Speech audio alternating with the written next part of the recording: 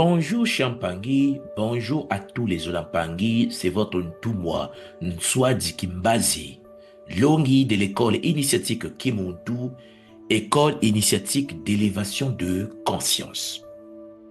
Aujourd'hui, je vous invite sur la plateforme de la tradition Congo, la tradition primordiale des dompteurs des léopards, pour aborder un sujet d'une importance capitale concernant l'esprit critique. Nous allons aborder ce sujet, bien sûr, en se fondant sur le concept sacré de la tradition, cette philosophie multidimensionnelle que nous appelons le Bumuntu. En effet, Mempangui, le concept de Bumuntu, comme vous le savez déjà, trouve ses racines dans les cultures et philosophies africaines. En particulier dans les traditions Champangui au cœur de l'Afrique centrale. Cette sagesse renvoie en effet à l'idée d'une humanité vertueuse, une humanité axée sur des valeurs d'empathie, d'intégrité, de respect mutuel et de communauté.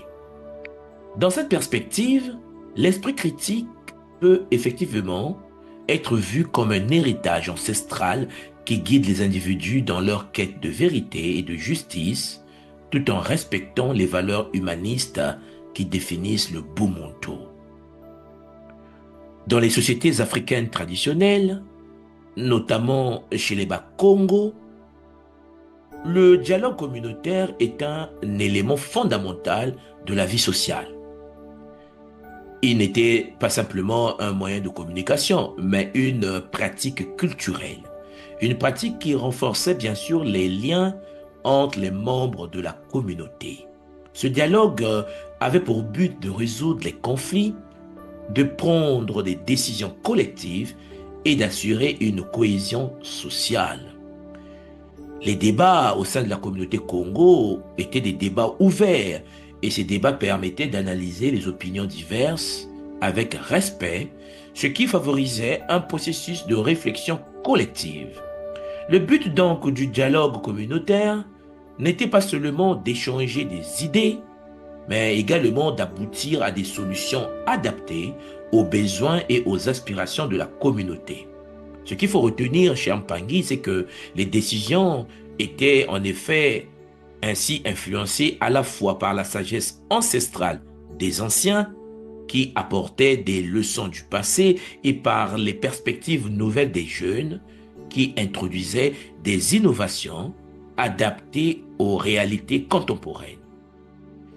Au sein de la tradition Congo, il y a aussi ce que nous appelons l'héritage des griots, l'héritage également des sages. Oui, Champangui, les griots pour nous et les sages jouaient un rôle central dans la transmission des connaissances, la transmission des valeurs au sein de notre société traditionnelle. Les griots, par exemple, étaient les gardiens de la mémoire collective. Les griots percevaient l'histoire orale de la communauté à travers des chants, des poèmes et des récits épiques. Les sages, quant à eux, étaient consultés pour leurs conseils et leur capacité à interpréter la tradition en fonction des réalités actuelles. Ces figures, en effet, Champangui encourageaient une forme d'esprit critique, mais dans un cadre respectueux de l'ordre social et de la cohésion communautaire. Il faut retenir également que les griots et les sages avaient pour objectif de ne pas remettre en question, bien sûr, les fondements culturels pour détruire, mais plutôt pour les améliorer et les adapter, puisque ce processus de remise en question constructive visait à chercher un consensus où l'intérêt collectif de la communauté Congo était toujours privilégié. La sagesse des anciens qui était fondée sur le Bumuntu était ainsi confrontée au questionnement des jeunes. Et cela garantissait en effet un équilibre entre la tradition et l'adaptation de cette tradition à la réalité moderne. Il faut bien comprendre que le Bumuntu, en tant que philosophie de l'humanisme Congo, encourage la possibilité de se questionner. Le questionnement est la base du Bumuntu, mais dans une démarche constructive. Dans ce cadre, l'esprit critique n'est pas vu par les Congos comme une menace à l'autorité ou aux valeurs traditionnelles, mais comme un élément essentiel de l'apprentissage. Voilà pourquoi remettre en question des idées ou des pratiques fait partie du développement de la sagesse ancestrale Congo. Rien n'est stable. Un processus où les anciens et les jeunes Champangui coexistent harmonieusement. Les jeunes Congo, au sein de notre tradition, apprennent en posant des questions, tandis que les anciens, quant à eux, offrent des réponses qui puisent à la fois dans leur expérience et leur réflexion critique.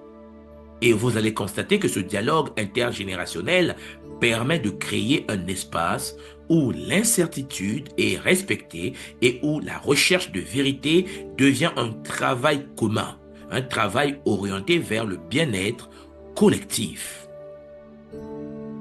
Au sein de la tradition Congo primordiale, l'esprit critique dans le Bumuntu est profondément enraciné dans la recherche de l'harmonie sociale. Vous allez constater également que, contrairement à certaines conceptions individualistes de la critique, où la vérité est poursuivie à tout prix, souvent au détriment des relations humaines, le Bumuntu, la sagesse ancestrale Congo, valorise un esprit critique qui sert à renforcer les liens humains et à préserver l'unité de la communauté. Le but n'est pas de diviser, mais le but ici est de bâtir. C'est pour cela que les critiques ou les débats ne doivent pas être destructeurs. Ils visent plutôt à résoudre des conflits ou à améliorer les pratiques existantes, toujours dans un esprit de bienveillance et d'attention à l'autre. Le débat, en effet, ici, Champangui, devient un outil de progrès, mais un processus aussi qui ne sacrifie jamais l'humanité ou les relations sociales. Il s'agit ici de s'assurer que la communauté reste unie autour des valeurs communes, tout en intégrant les changements nécessaires à son évolution.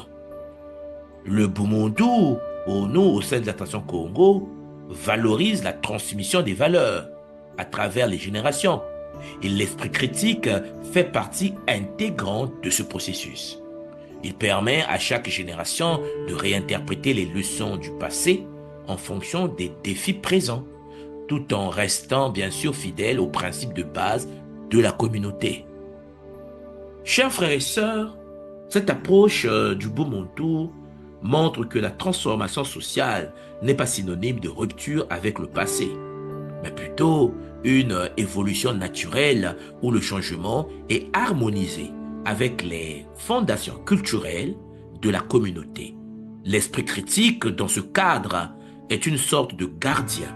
Il aide en effet à trier entre ce qui est essentiel et doit être préservé et ce qui doit évoluer pour répondre aux nouveaux besoins. Ainsi, vous comprenez bien que chaque génération enrichit l'héritage qu'elle a reçu, Wadiafwa Yikadio, tout en garantissant bien sûr une continuité dans les valeurs fondamentales. Dans cette perspective, l'esprit critique pour nous au sein de la tradition Congo de l'école Kimuntu va bien au-delà de sa simple dimension cognitive. L'esprit critique est une pratique culturelle, un processus collectif et éthique profondément enraciné dans les traditions ancestrales africaines. En tant qu'héritage ancestral, il joue un rôle clé dans la formation d'individus responsables, capables de réfléchir de manière critique tout en respectant les valeurs de la communauté. Le Bumuntu rappelle qu'un esprit critique sans humanité est incomplet. L'intelligence, le savoir et la capacité d'analyser ne prennent tout leur sens que lorsqu'ils sont mis au service de l'éthique, de l'unité et du bien commun. Et cette approche de l'esprit critique fait écho à l'idée selon laquelle penser et vivre ensemble sont inséparables et que chaque réflexion doit toujours viser à renforcer la cohésion sociale et à promouvoir le bien-être de la communauté. J'espère que Champangui, à travers ce podcast du Bumuntu, nous cernons donc la place de l'esprit critique au sein de la communauté primordiale. C'était en effet votre Ntumwanswa de Kimbazi sur la plateforme de la tradition Congo.